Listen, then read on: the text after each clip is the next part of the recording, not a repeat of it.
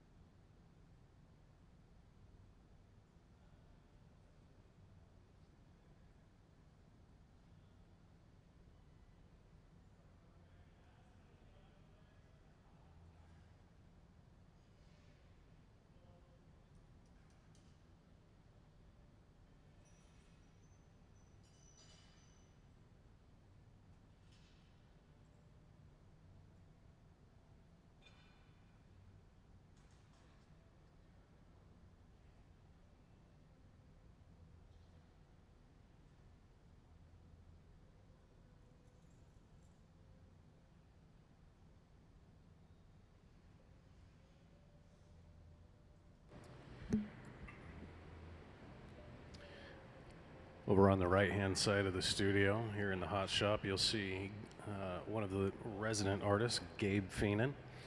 He is setting up a Steinert plate with colored cane.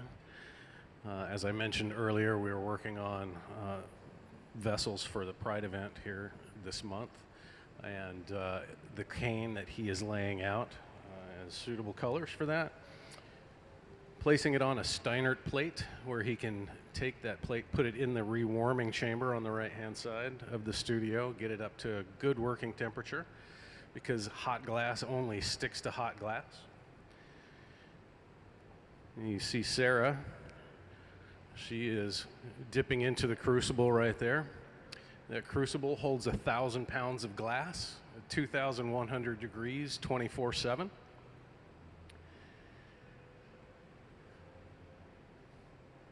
It's got a nice little glob of clear glass there on the end of that blow rod, that blow pipe.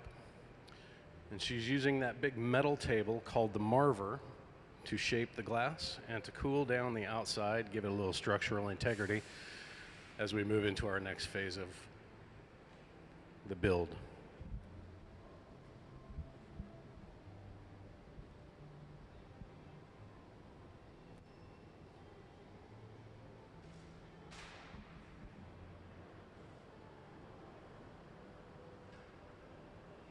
Little puff and cap to get a bubble started in the end of that.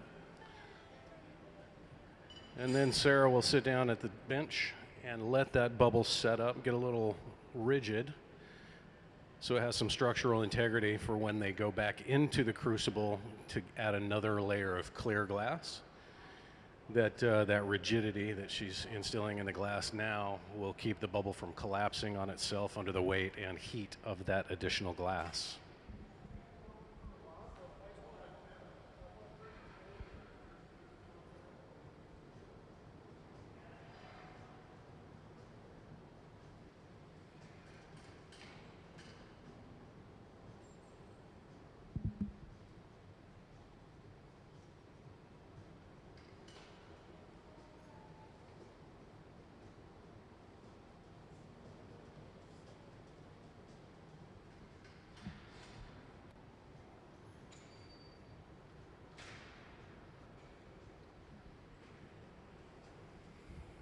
On the left-hand side of the studio, we've got Mr. Richard Royal working on some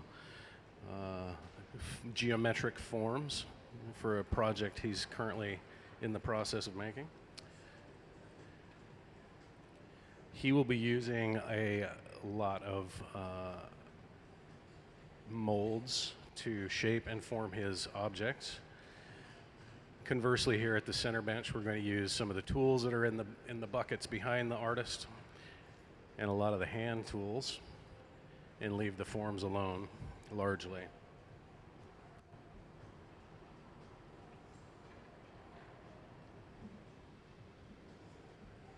Sarah moves back here to the center bench.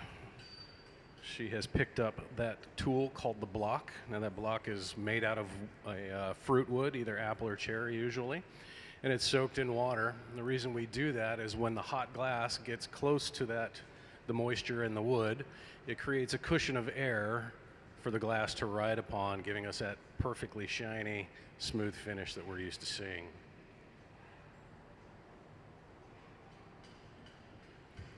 You'll see a little bit later, the artists here at the table or at the chair will reach behind them and grab these pads. And those pads are exactly what they smell like when they start burning. They are newspaper, folded up in a big stack, soaked in water, and they perform the same tool or the same function as the other wooden tools. Gives you a nice cushion of air for the glass to ride on as you shape it and cool it.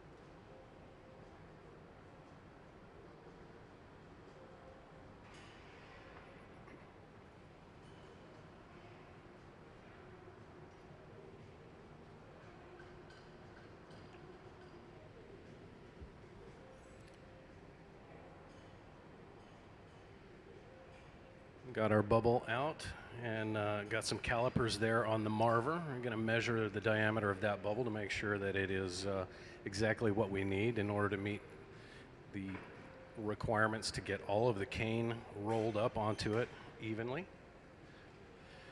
And from time to time, when that blowpipe gets hot, as it has recently, we can run it over to our pipe cooler, much as Sarah's done. Basically just a water bath that we rotate the pipe in, cools it down. We are able to get our hands closer to the object on which we're working. It makes it a lot easier to carry heavy objects around the studio. So again, you can see that we are taking our time, letting that bubble set up, get semi-rigid. Again, so that once we add more glass on top of it, it is immune to the heat and pressure, and we maintain that bubble.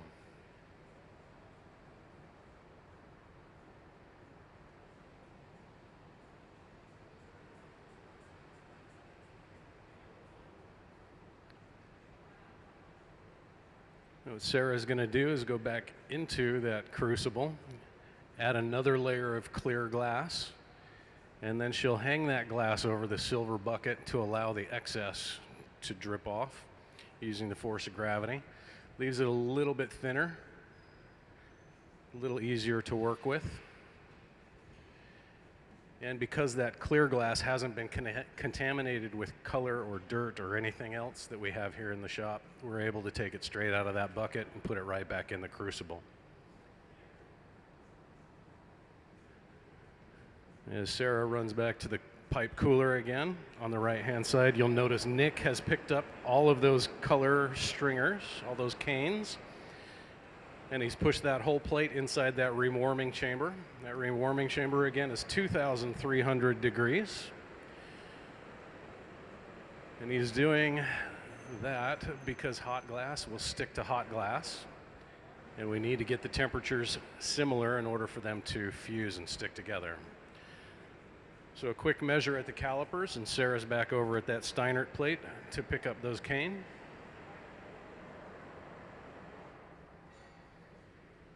And then back over to the bench to either finely tune what we've got or back into the rewarming chamber to add a little bit of extra heat and get those canes nice and liquidy so that they will shape up exactly how we need them.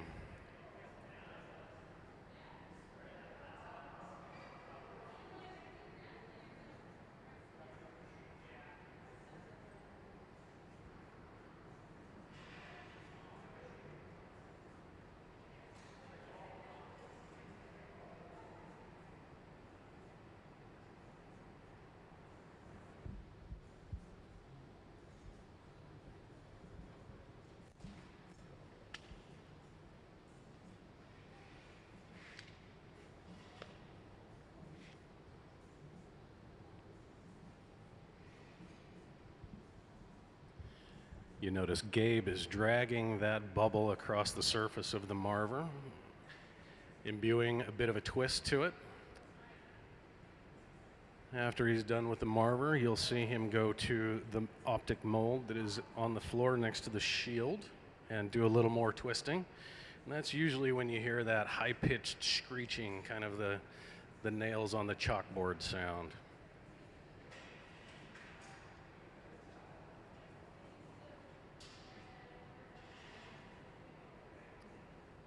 Here we go into the mold, twisting that cane up, and there's the sound.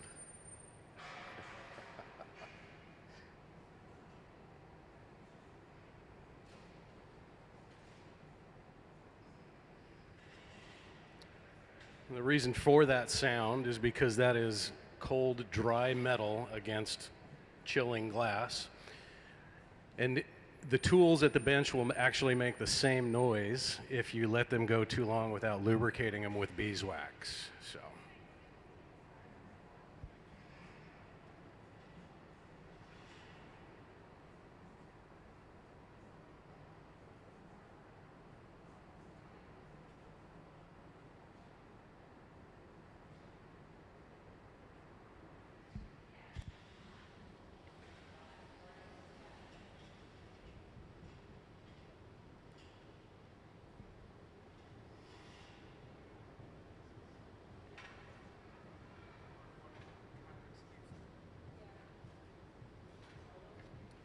The tool that Gabe is currently using is called the Jacks, and what he's creating is more or less a jack line or a break-off point.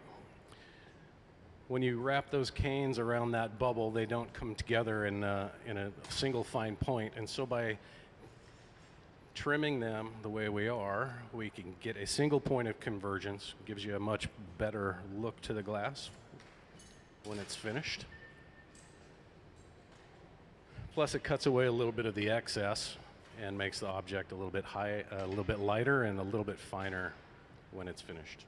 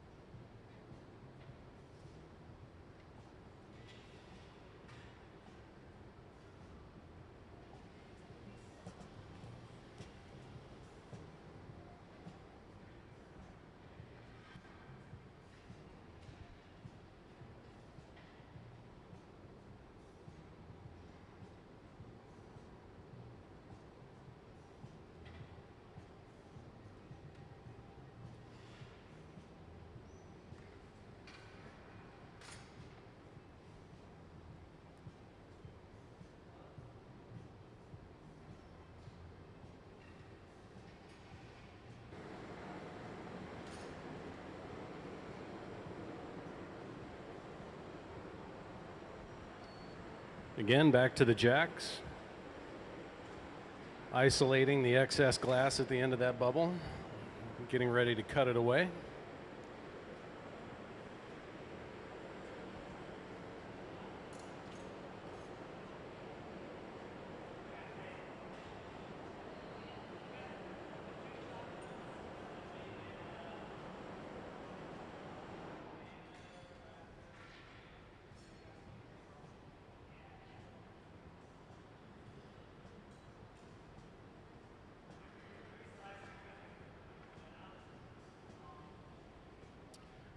Right now Gabe is building in a jack line. This jack line, little constriction off the end of the blowpipe, will serve as the break-off point when we get ready to separate this bowl and put it on the other rod.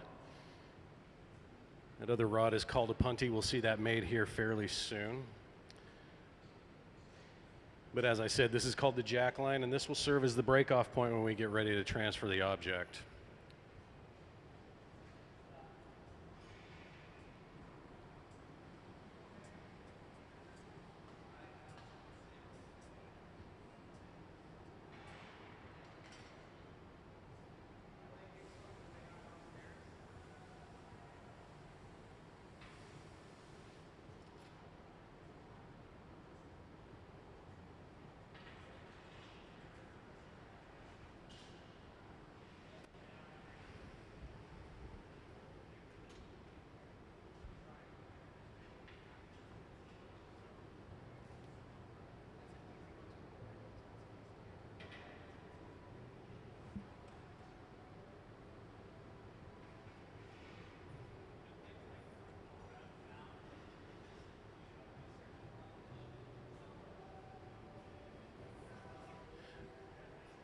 This morning we worked on pitchers, which have a much more elongated form. So you'll see in the video, the artist is actually hanging the pipe down to elongate the bubble. In this case, we're working on a bowl, which tends to be a little more squat and wider. And so from time to time, they'll use the force of gravity by holding that bowl or that bubble up to get more of a bowl shape.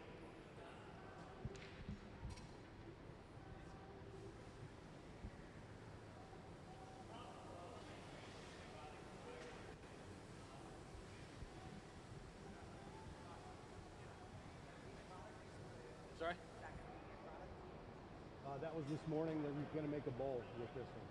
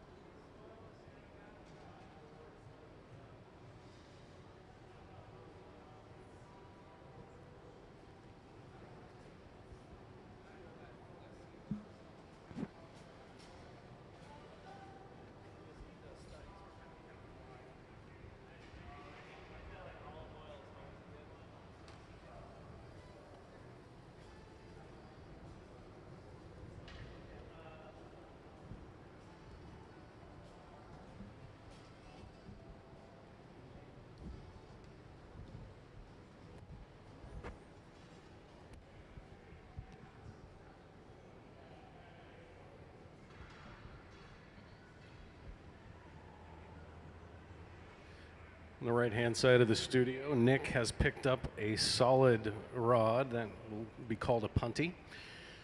Right now he's cooling it off in the pipe cooler. We'll be moving over to the crucible to gather a nice big glob of clear glass that they will then add to the end of our bubble that's currently on the blowpipe. That glass will then be formed into a base of the bowl. Give us something a little thicker and a little more durable for the ears.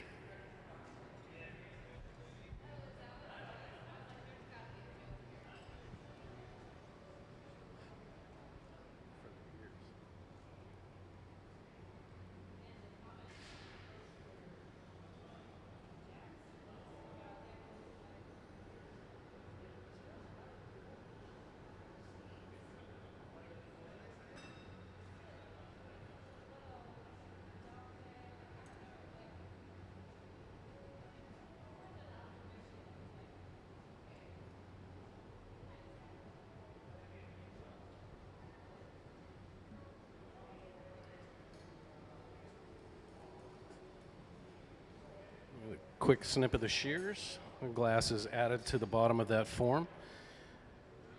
And with a paddle and a couple other tools, we're going to shape it up into a nice, thick, rigid base.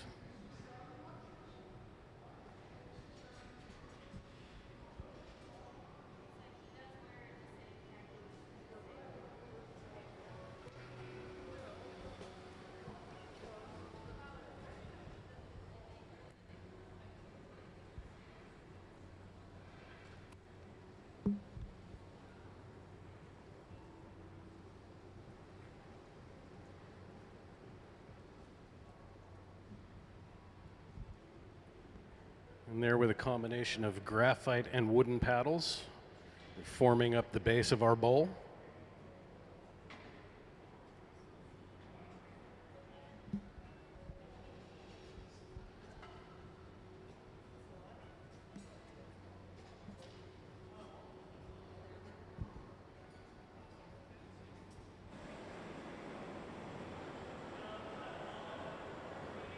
As fledgling glass artists, we are constantly reminded how important the connection point between our glass and the pipe is.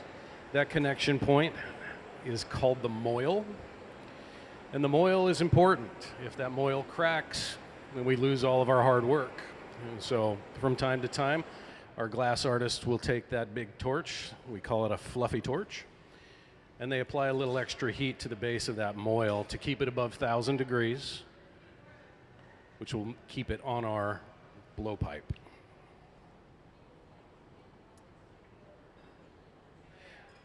On the right-hand side, you've noticed that Nick has gotten another gather of hot glass.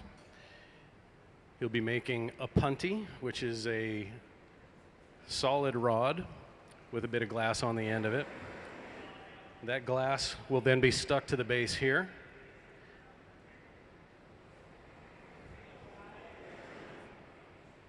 And once those two items come together, our artist will then reach behind him, grab some water from that bucket. Just a few drops is all he needs. And he'll place those drops of water on that jack line that we talked about. It creates some surface cracks in the glass. And then using the back end of the tool, he'll hit the pipe, causing some vibrations to make those cracks go all the way through the object, separating it from the pipe and leaving it on Nick's punty. So here we go, making sure that we are on center. Everything's turning on the same axis. And as soon as that connection is set, Gabe will reach behind him, get some water, and do that separation.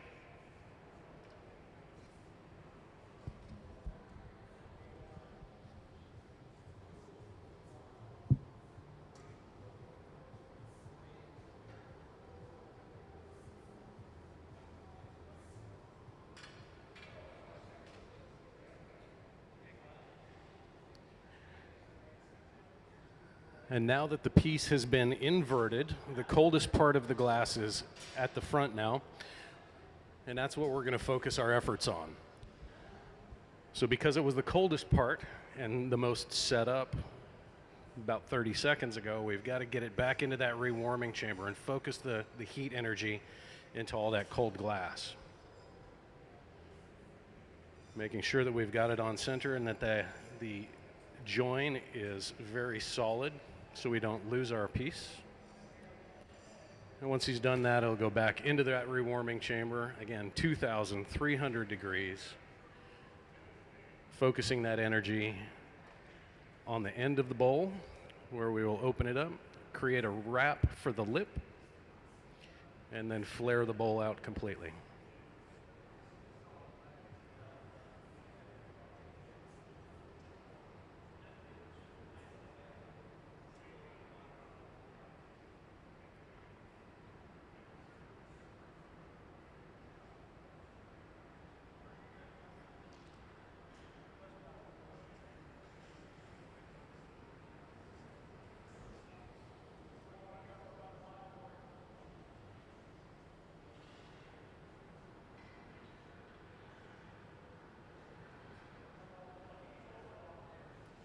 getting just the very tips of the jacks into that opening and flaring it out ever so slightly and very gently so as not to distort the pattern in the glass.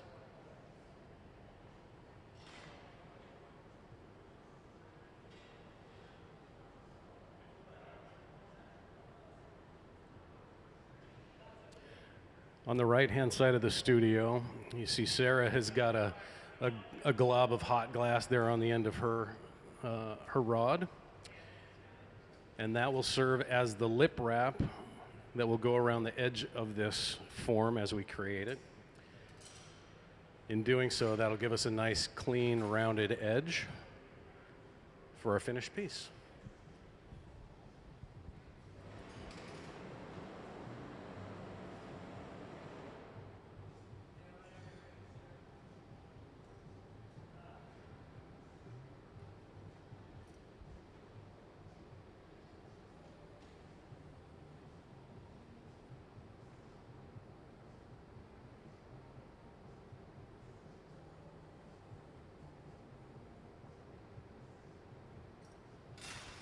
All right, there's the lip wrap, and we'll get back into that rewarming chamber, melt it all back together.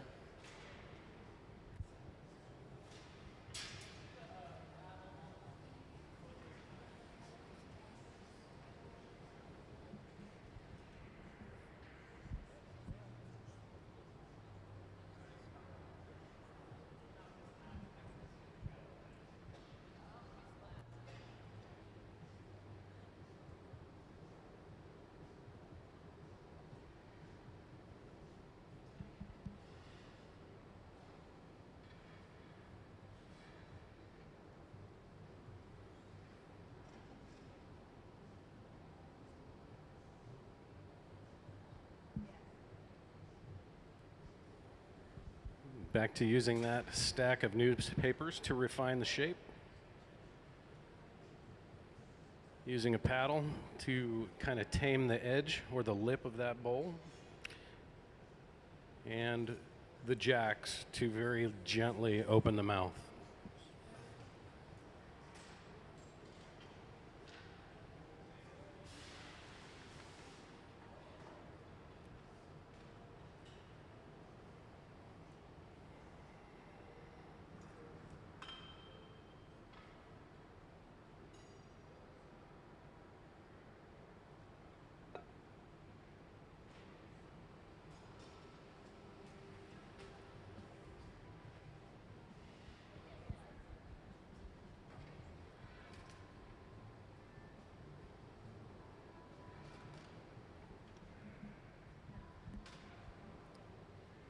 That tool that they're using right now, that's called a Soffietta.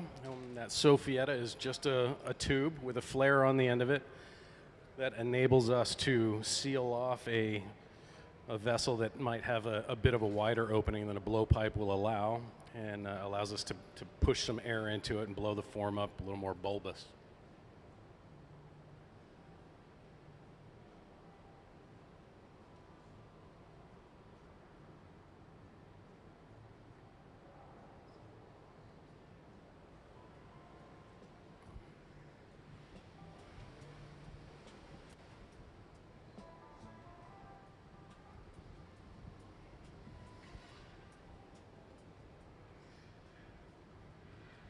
Back to the bench, doing a little more work opening up that bowl. This time he's using a tool that looks similar to the jacks, but this time it has wooden blades. These are called parchofis.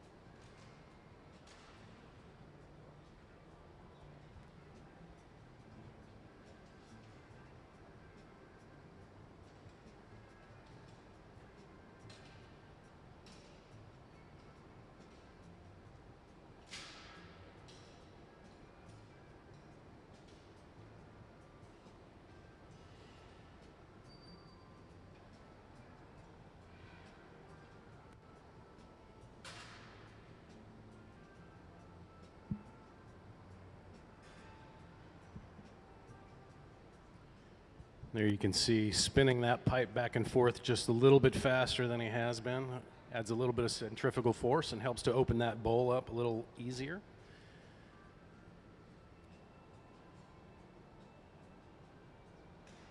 And then back to the rewarming station for another heat.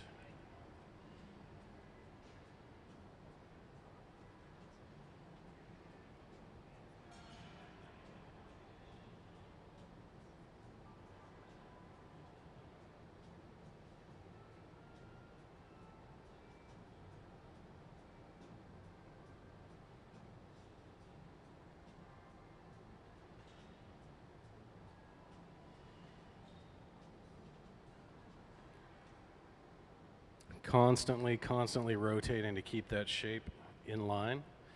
And then you can see he's spinning much faster now, opening that bowl up into the shape that he's got in mind.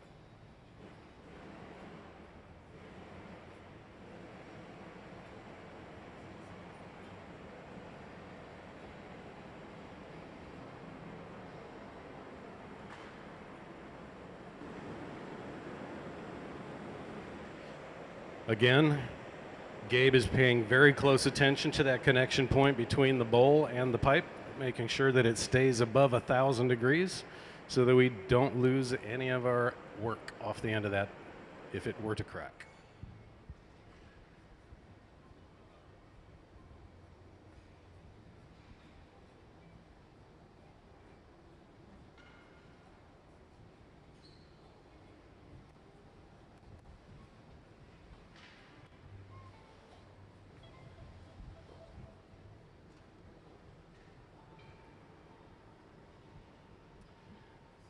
So you've noticed on the right, Nick is going to get his protective equipment on.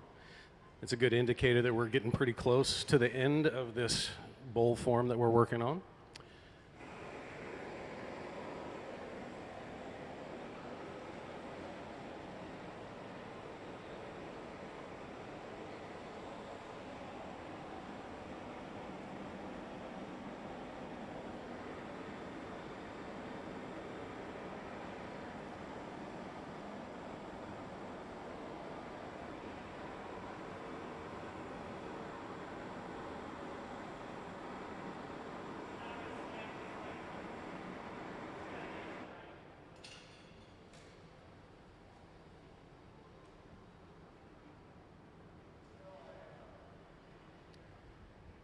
So in a moment, Gabe will do much as he did when we transferred from the pipe to the punty. He'll reach behind him, grab a couple of drops of water from the bucket, apply it to that connection point with a quick tap. He'll separate the object from the pipe, leaving it in Nick's hands. Nick will then move to the far right side of the hot shop where Sarah is. She's going to open the door. Nick is going to put that object away in that big black box. There's a round of applause for these guys. Thank you on behalf of the team. Now that big black box on the right-hand side, they just put the bowl in. That is called an annealer.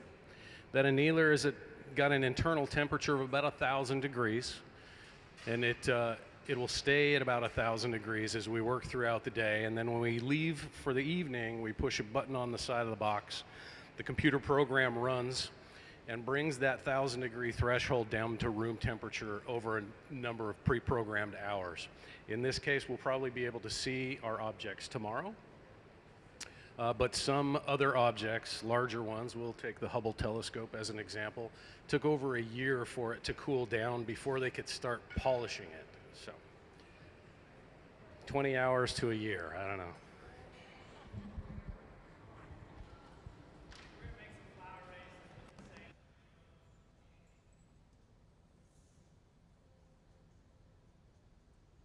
All right, so for the head gaffer there in the chair, Gabe, he said we're going to move into making some vases.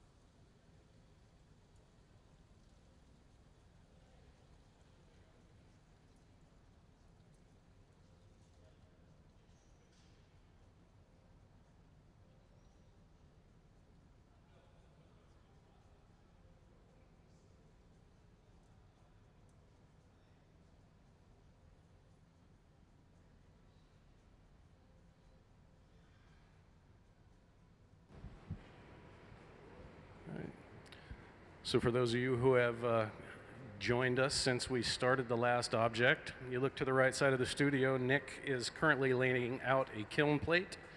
That kiln plate has a number of colored glass stringers called canes. Those canes are a specific width. That width corresponds to the calipers that are here on this metal table that Sarah is working. You got to make sure that the size of the bubble is correct in order to get a good symmetrical pattern on the outside. Here in a minute, you'll notice that Sarah will blow into the back of that pipe, throw her thumb over the end of it. It's called a puff and cap, and that's how we get the bubble started in the end of our objects. Comes up really quick.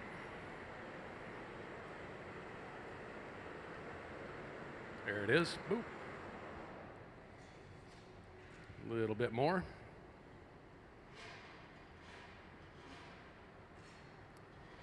And then Sarah will sit here at the bench for a little bit and allow that bubble to set up, give it a little structural integrity. It's not necessarily cold, but it is cold relatively speaking. The reason that we let that bubble set up is so it has some structural integrity for when we go back into the crucible.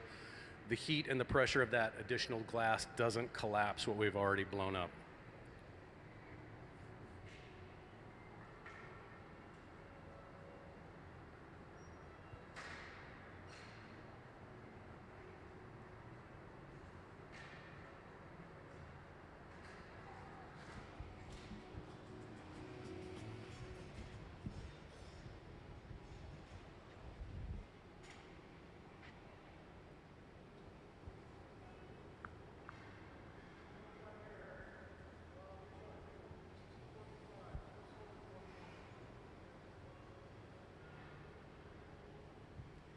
Back into the crucible for another gather of hot glass.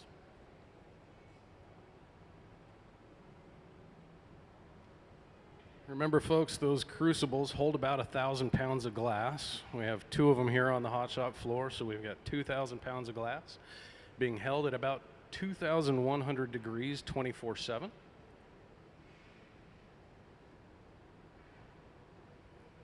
Sarah's back to using that wooden tool called the block to shape up the bubble. You notice that she, from time to time, dips that block into water.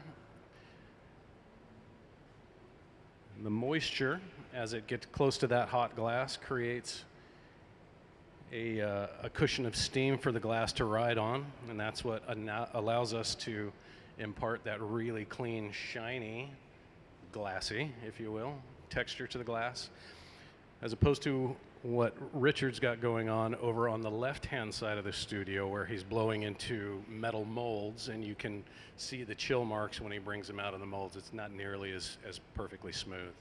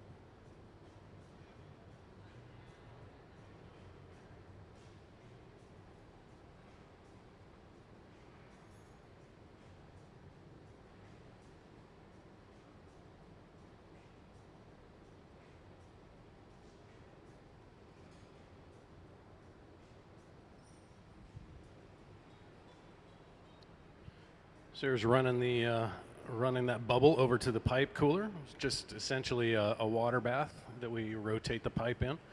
Allows us to put our hands a little closer to the objects on which we're working, and makes it easier for the artists to carry around the studio, especially when those pieces get really big and heavy. With the amount of time that Sarah's had outside the rewarming chamber, it's a good indicator that she's going to get back into the crucible for another gather of glass. If you remember, she let that glass bubble set up earlier, so it had some structural integrity, doing the same thing, so the bubble doesn't collapse when we go back into the crucible.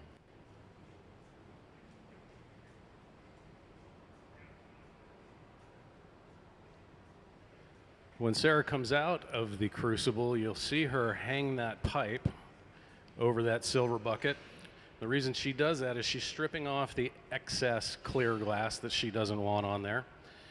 And by putting it in that bucket, that's an indicator that the glass is uncontaminated and we can take it and throw it back into the crucible and recycle it rather than having to throw it away. So Sarah's finished that strip gather, just kind of wrapping everything up on the end, back over to the pipe cooler to make things a little more comfortable for the artists. She'll measure that against the calipers on the bench. And then as Nick pulls that Steinert plate out of the rewarming chamber on the right-hand side, Sarah will roll the bubble across the top of the plate, attaching all of those colored canes to our hot glass.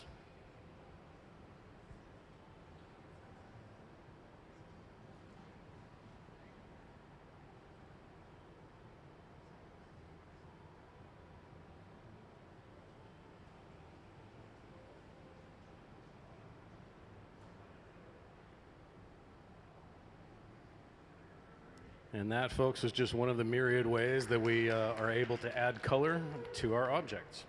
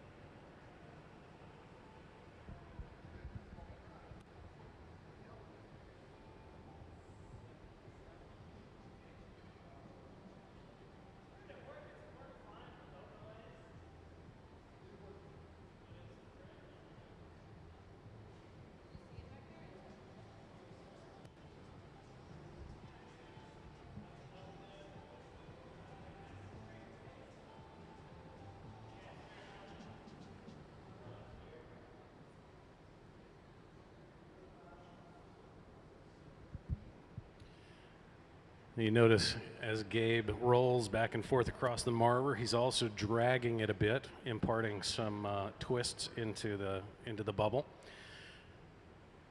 If he holds to what he's been doing, he'll probably go back into the rewarming chamber and then into that mold on the ground just behind where Sarah's standing.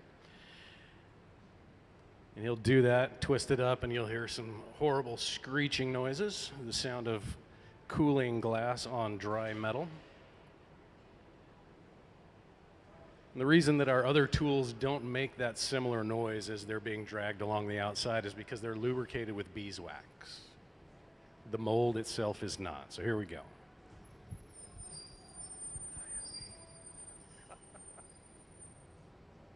Love that, don't you?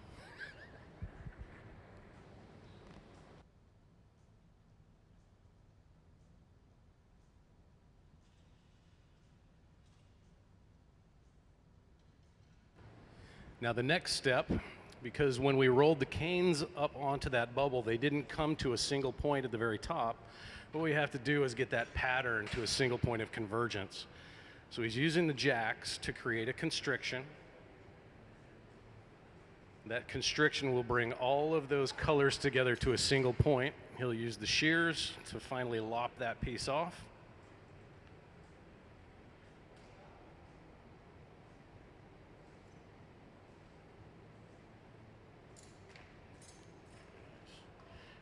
Very nice. A little bit of elongation there to draw out the vase form. And into the hot bucket for that old glass.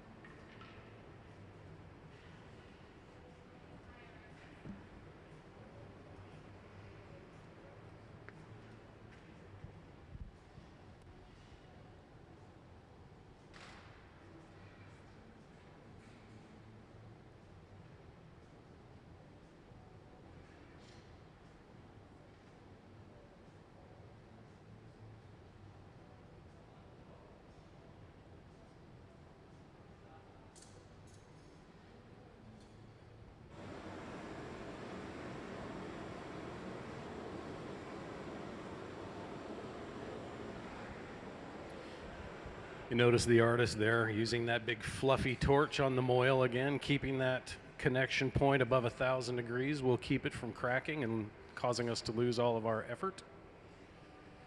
So from time to time, we turn that fluffy torch on and keep it where it needs to be.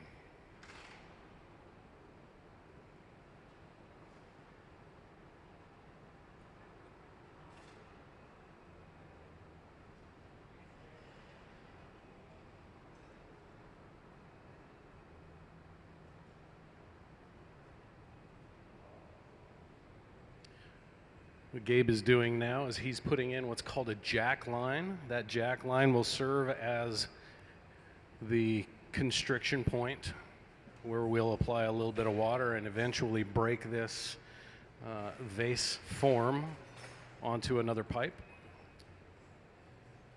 We got to get that constriction in now so that we can start working on the bottom portion of the vase and let that moil set up so we don't have to worry about losing all of our work.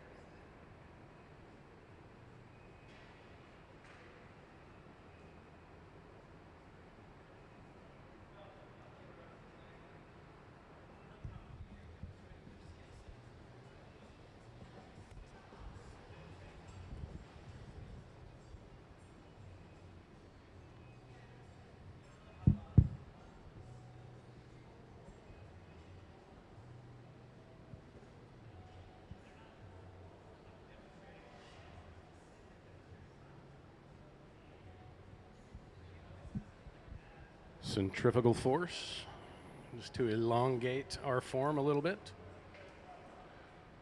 And then back to the bench with the papers to form it up a bit more.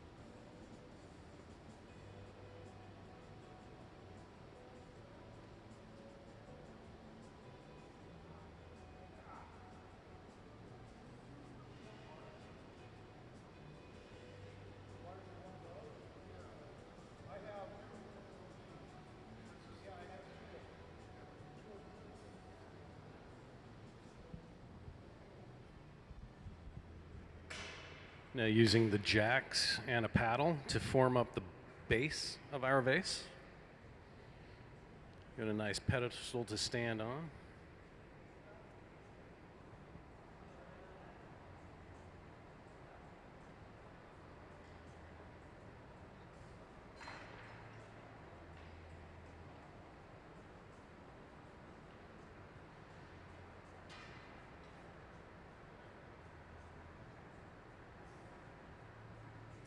You can see him using that old piece of glass to score the bottom of the vase form. It gives us a good idea of where we're going to add a little bit of glass here.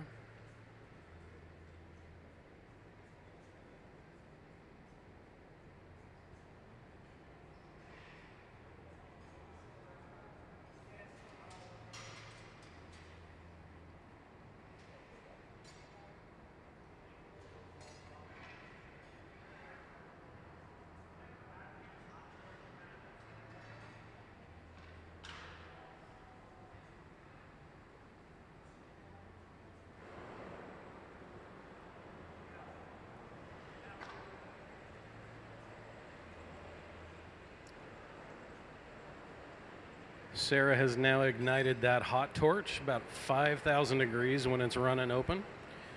To focus that heat energy right at the very bottom.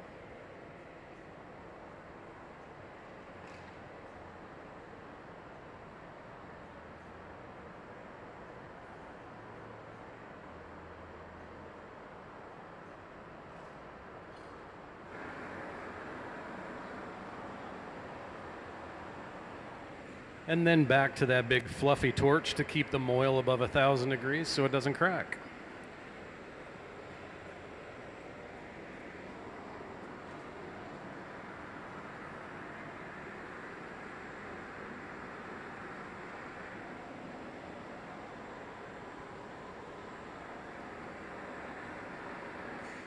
On the right-hand side of the studio, Nick is standing here in front of the pipe cooler. He'll be creating a punty pretty quick, rolling it back and forth on that big metal table. Give us a good bullet shape, a little rounded tip, and they will take this punty once both items are of appropriate heat, and they will attach the punty to the bottom of the vase.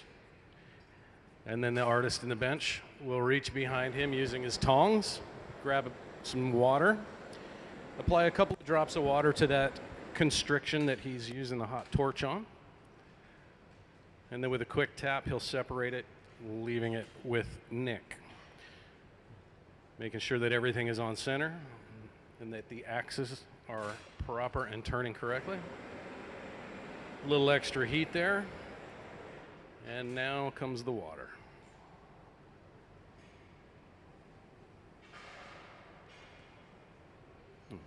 Score and a quick tap. And it belongs to Nick. And we get back into that rewarming chamber because the portion that they just broke away is the coolest part of the glass on that pipe right now. And so they have to get it up to working temperature. You'll see Gabe with those jacks tweaking ever so slightly, making sure that the connection point is strong and sure.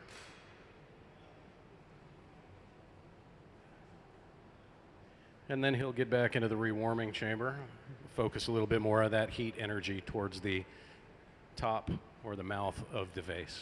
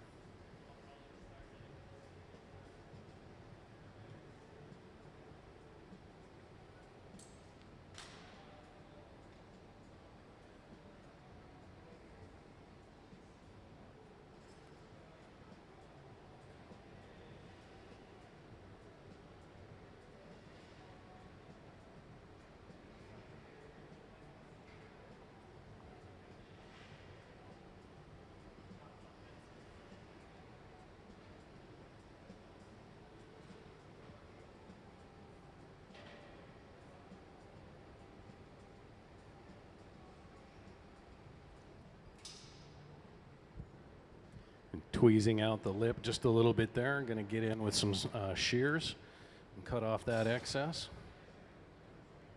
They get a little bit more heat in it.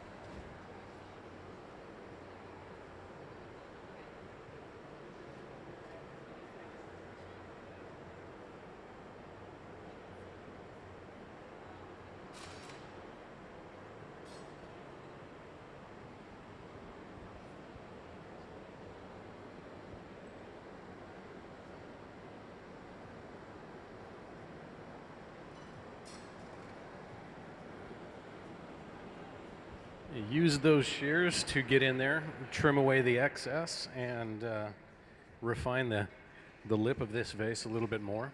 Get down into some thinner material. And then back into the rewarming chamber, focusing that heat energy at the very top of our form. We'll get back into the bench and continue shaping.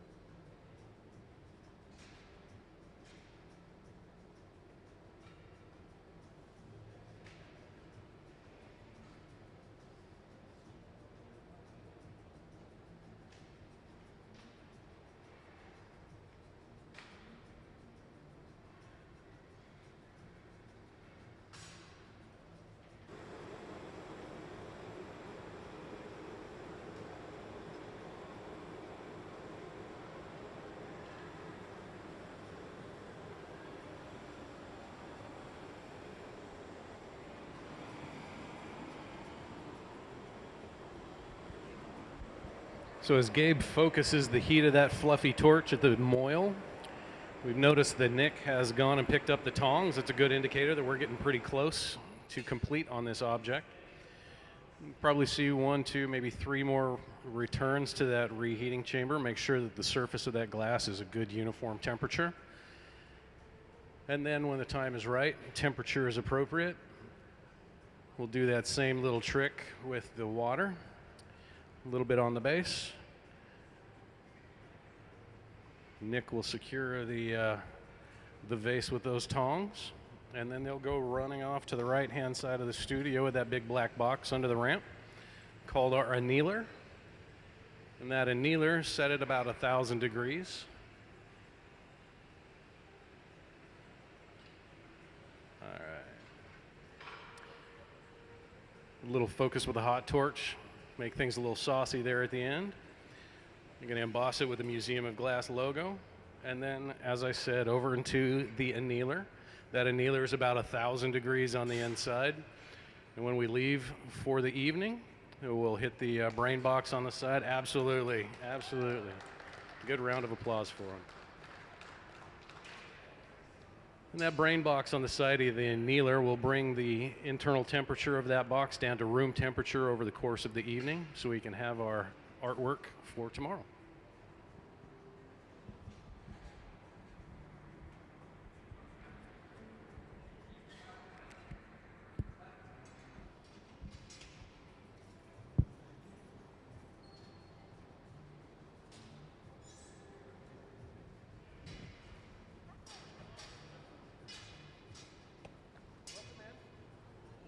My name's Jeremy. I'm the MC today. If you have any questions.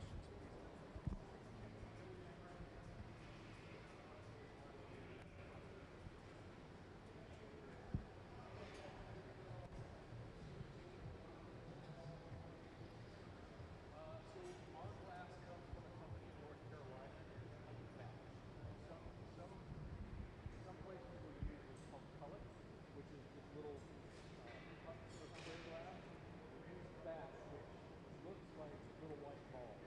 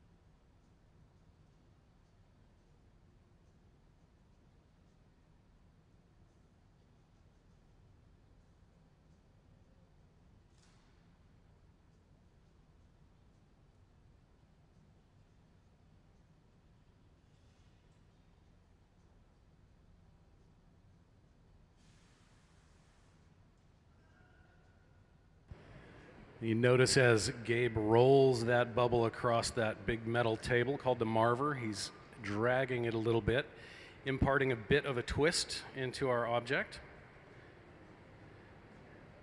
Get back into that rewarming station really quick, and then he's going to go down into the optic mold, which is on the floor next to the shield, to the left of the thermometer there.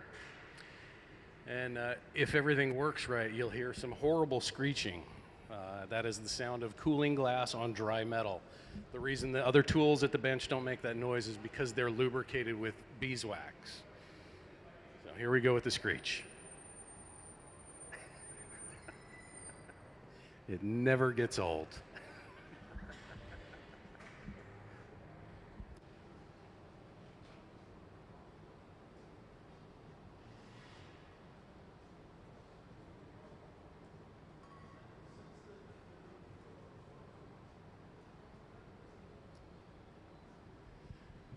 Now, when when Sarah did the cane roll up, you notice that the canes didn't all come to a single point at the top of that bubble.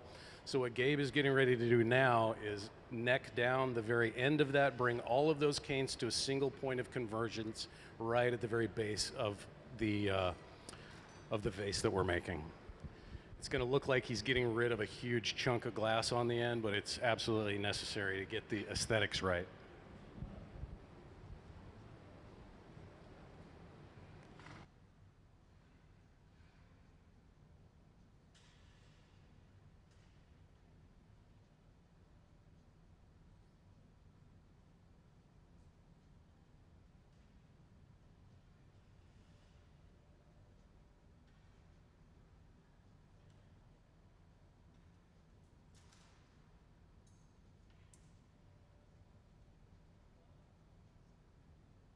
Nick is shielding with those paddles. Gabe is cutting away the excess with the diamond shears, which should give us a single point of convergence, as I said, where all of those canes come to one location at the top, or rather in this case, at the bottom of the vase.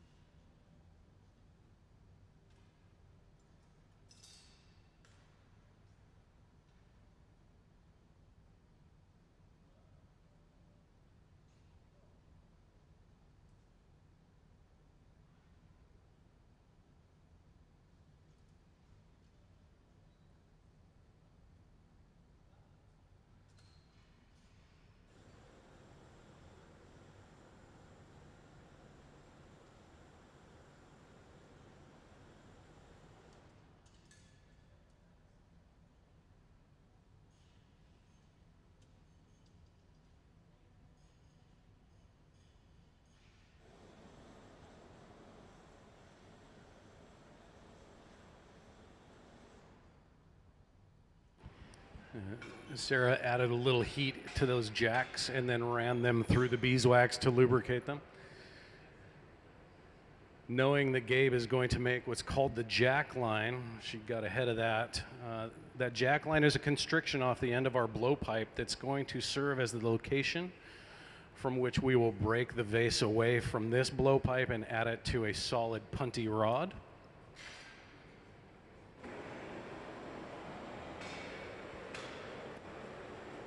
You got some stretch to that vase, a little elongated. And here comes that jack line.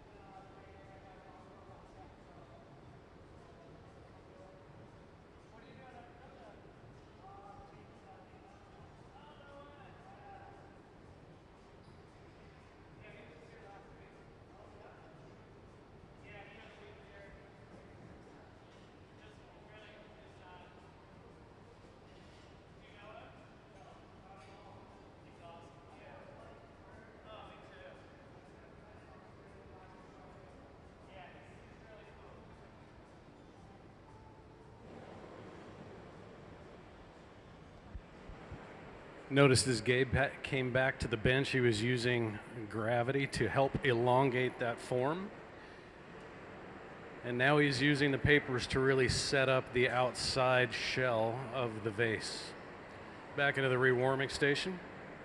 A little more heat in the object and continue to shape it up.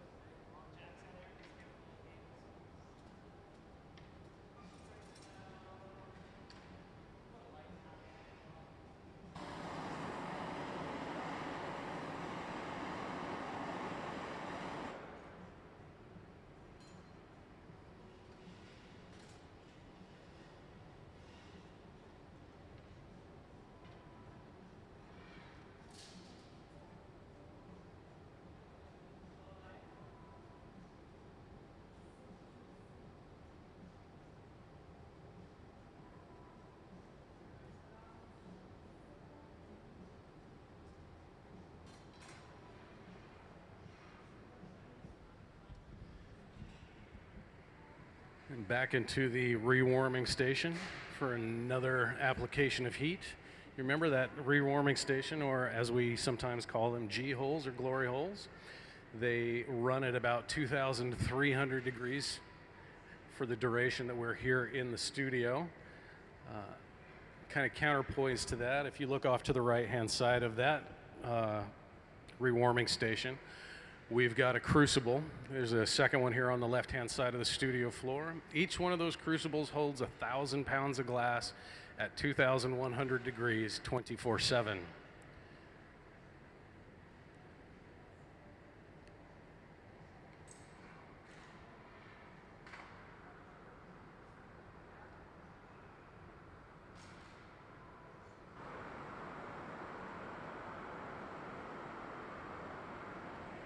Using the jacks and that paddle to form up the base of our vase. Give us some nice even footing to stand on. Little application of heat to that connection point.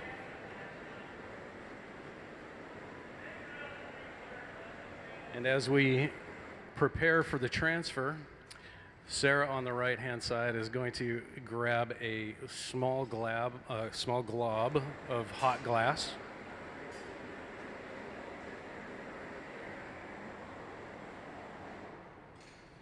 And we'll come back and add it to the bottom center of the vase so that we have a nice thick piece of glass to attach our punty rod to. Nick is making the punty on the right-hand side, currently running the pipe through the pipe cooler. Just a water bath to bring it down to temperature. We can actually get our hands a little closer to the objects that we're going to be working on. And it makes the big, heavy, and in this case, long objects like the one Gabe's working on a little bit easier to carry around the studio floor.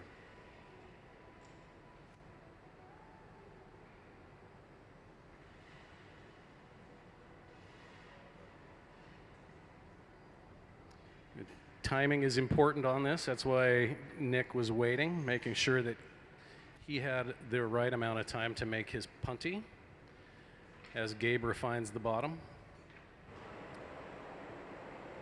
Over to the pipe cooler again to make it nice and comfortable to carry around the studio.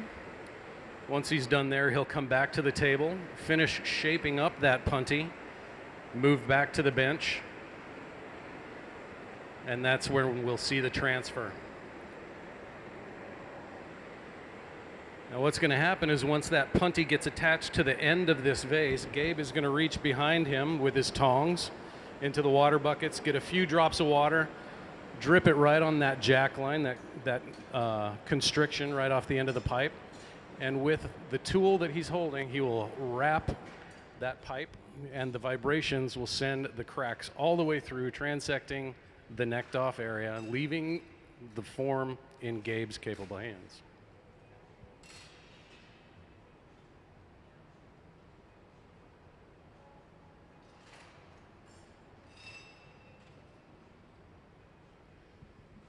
And leaning way out to make sure that we're on center so that the axes are turning with each other.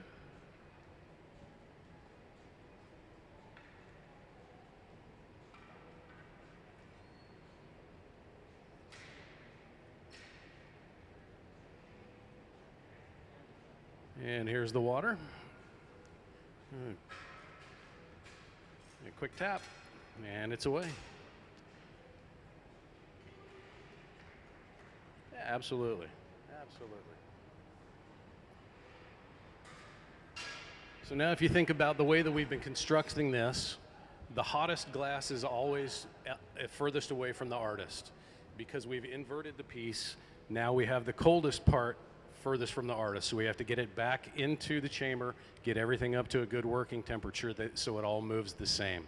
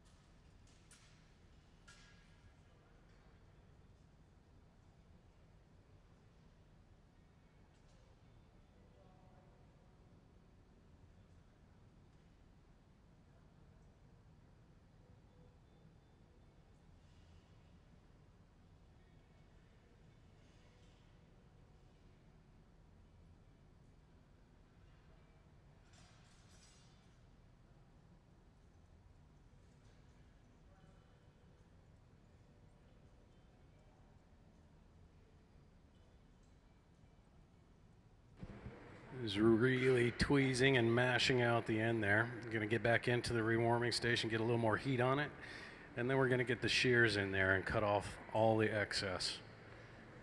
Finish shaping it up.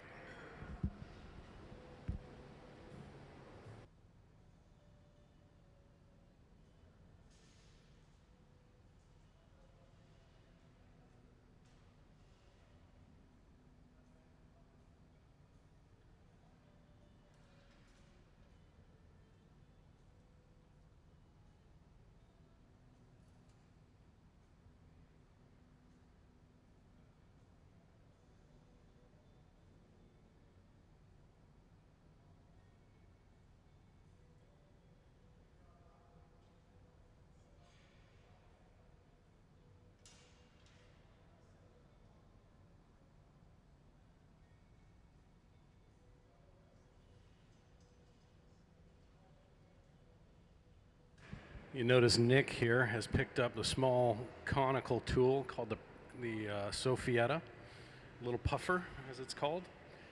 And that means that he's going to actually put that into the end of the vase and add a little air, try and blow it out a little bit more.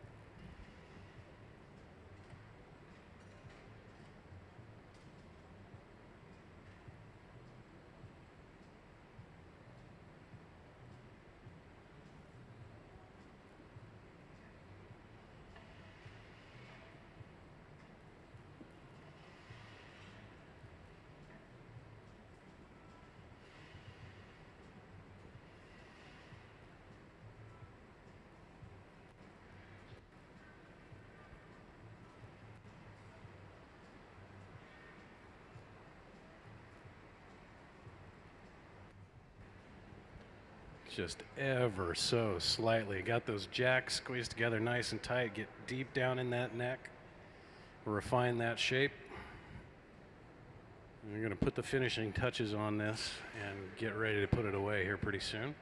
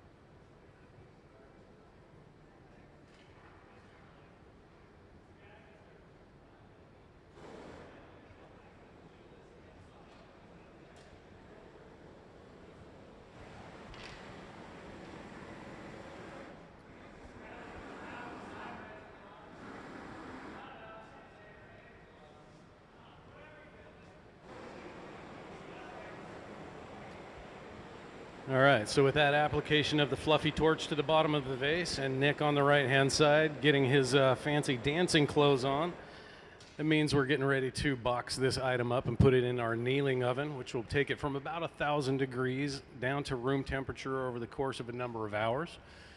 Fairly simple objects, fairly small, so we should be able to see these come out of the annealer tomorrow.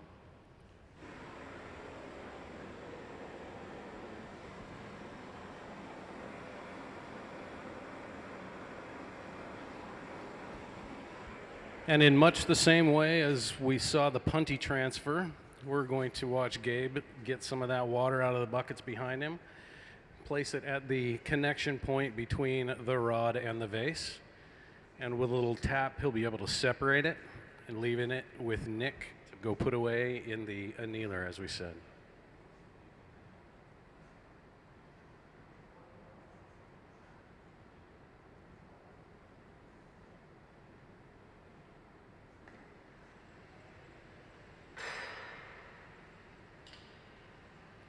A little flame polish to the bottom.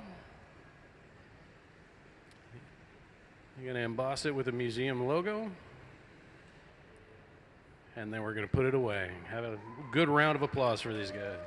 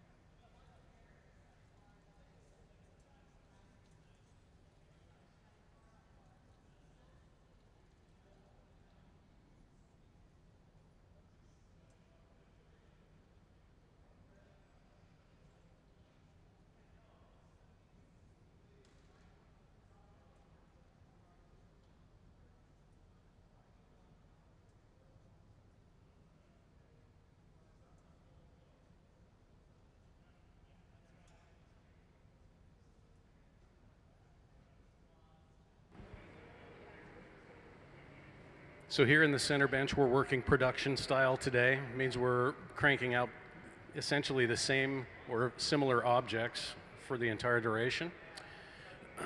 On the right-hand side of the studio, you'll notice that Nick is laying out the color canes on that Steinert plate. It's a kiln plate. Will go in that rewarming station. Got to make sure that the canes are laid out properly and then have the right width. That way they match up with the sizing of the calipers there on the Marver. That will allow us to get all of those canes wrapped around our bubble in a symmetrical pattern. Sarah with a cap and blow. That's how we get the bubble into the end of our glass. There's a good starter right there. And then you'll notice she's going to sit in that bench for a little bit of time. Looks like she's doing nothing, but what she's doing is it's extremely important. She's letting that bubble set up a little bit, gives it some structural integrity, because in a minute she's going to go back into that crucible, gather some more hot glass on it, and that bubble needs to be able to withstand the pressure and the heat without collapsing. So that's what she's doing right there.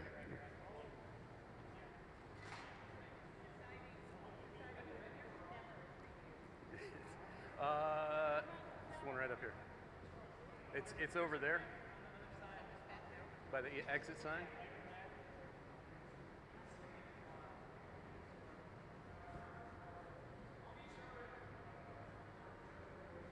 Or it might be that one.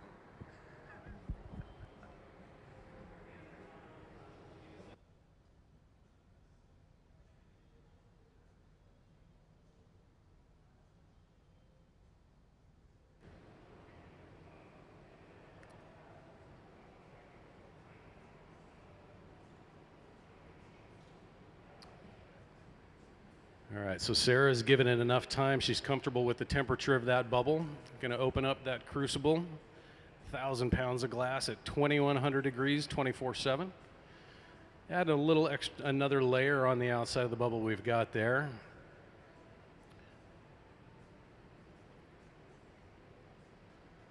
And she's going to move back to the bench, pick up that wooden tool called the block, and give a little shape to the outside of this form that we're working on.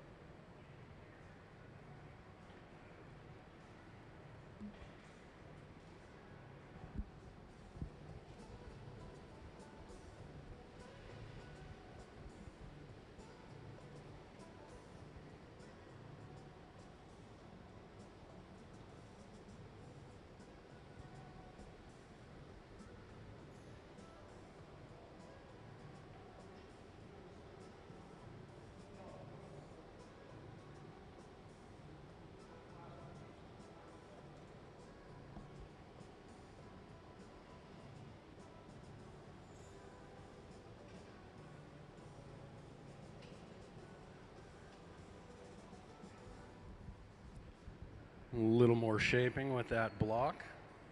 The block is unique in that it is made of wood, and that wood holds the moisture from the water in it very nicely.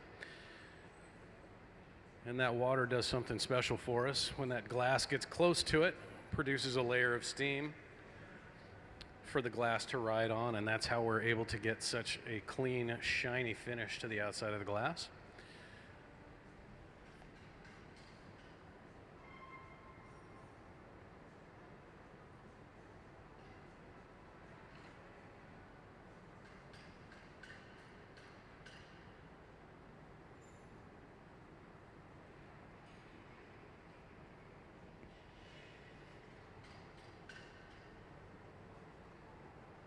Sarah will work this bubble just a little bit more until she's happy with the shape and size.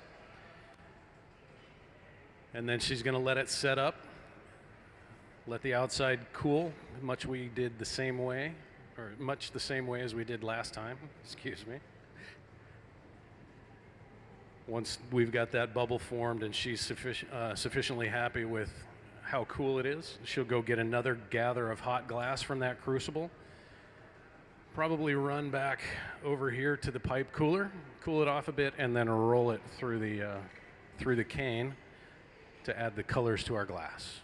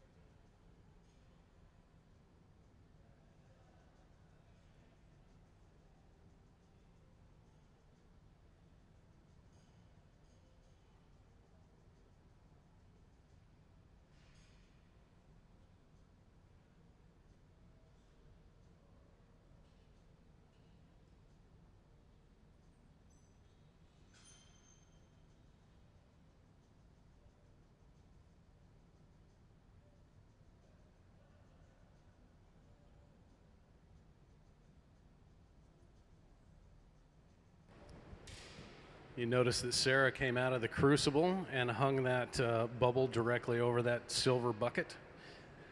It's called a strip gather, and all of that excess clear glass that just flowed off the end, as it cools over the night, they'll be able to pick it up and throw that back in the crucible, recycle it all.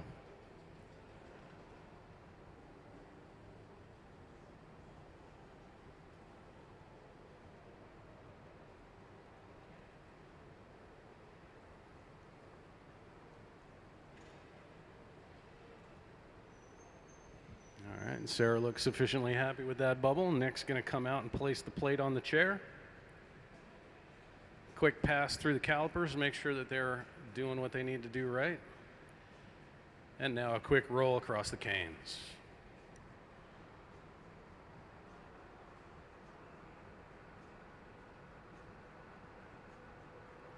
You take a quick look at that as she's heading back over to the workstation, making sure that all of those canes have got equal distance between them.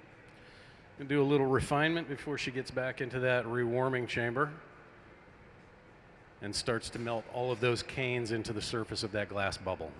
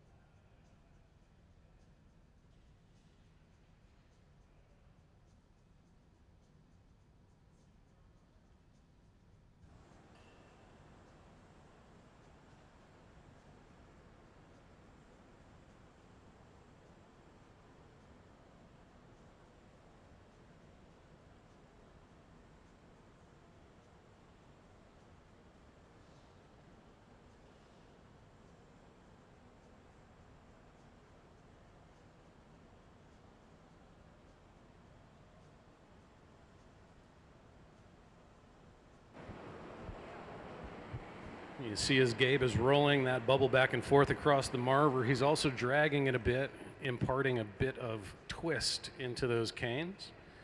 He's going to go back into that rewarming chamber, get a little bit more heat on it, and then he holds true to style. He's going to go into that mold there on the ground and create a horrible screeching noise that everybody loves.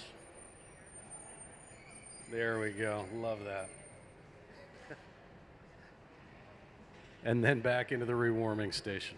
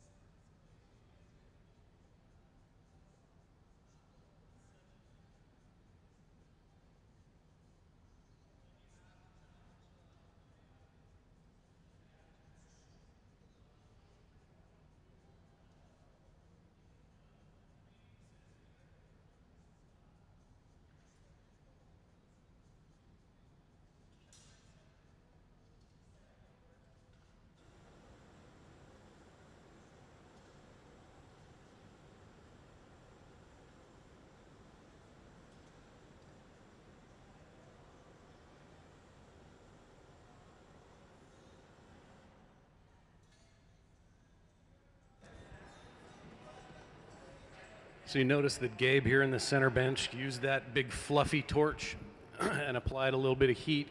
What he's doing is he's keeping that connection point between the pipe and the glass above 1,000 degrees so it doesn't crack. If it cracks, obviously we lose everything. So from time to time, we'll use that fluffy torch to do that.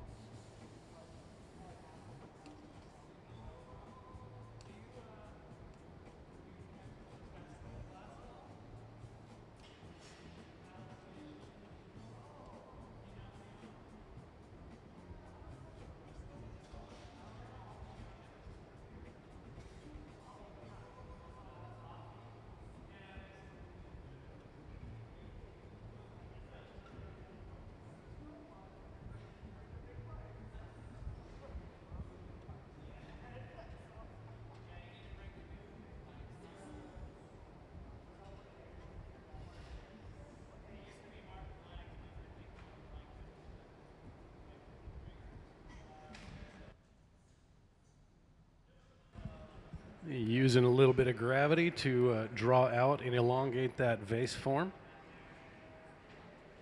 And then back into the rewarming station, impart a little more heat into our object.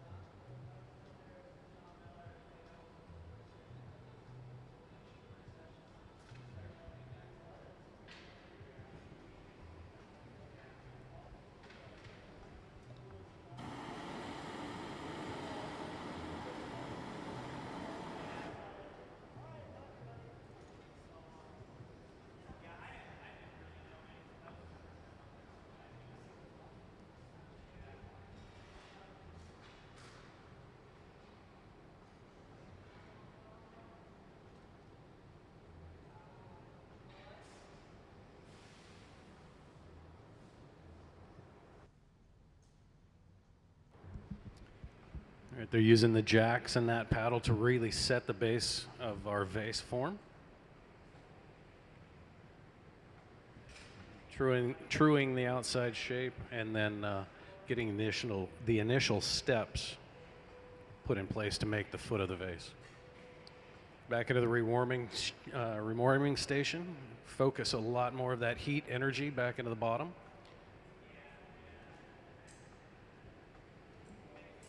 And then they'll come back to the bench and continue shaping.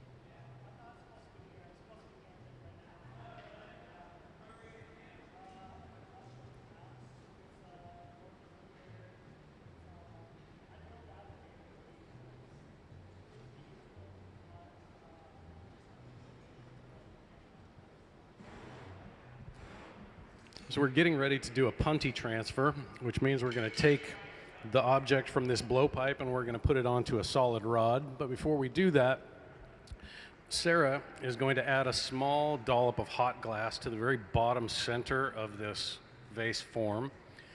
And I've been informed by the artist in the bench that I've been putting out bad information all day, and that this is in fact there to protect the cane that is on the surface of the glass.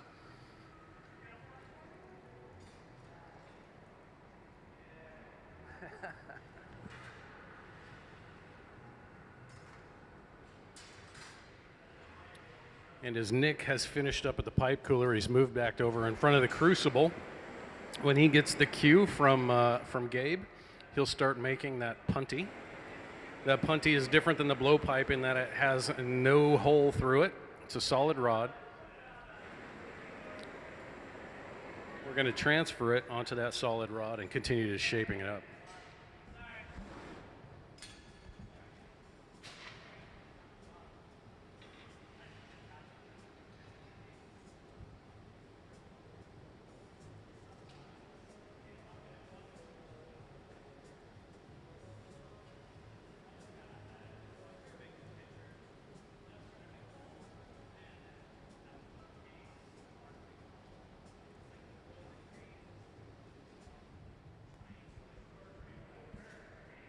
And there goes Nick into the crucible, grabbing another gather of glass. Probably run that back over to the pipe cooler before he heads to the Marver and shapes it up into the punty form that we know.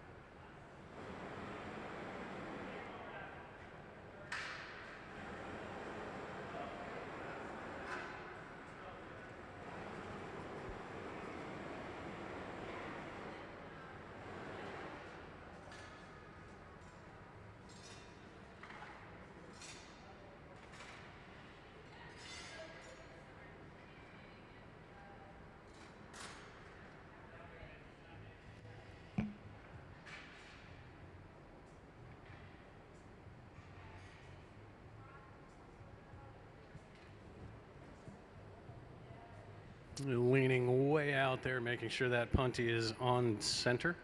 making sure the axis turned together.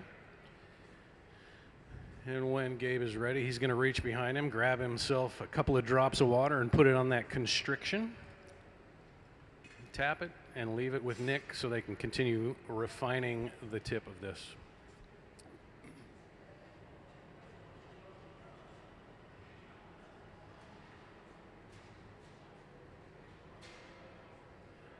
A little more work to make sure that the punty is fully secured to the bottom of our form.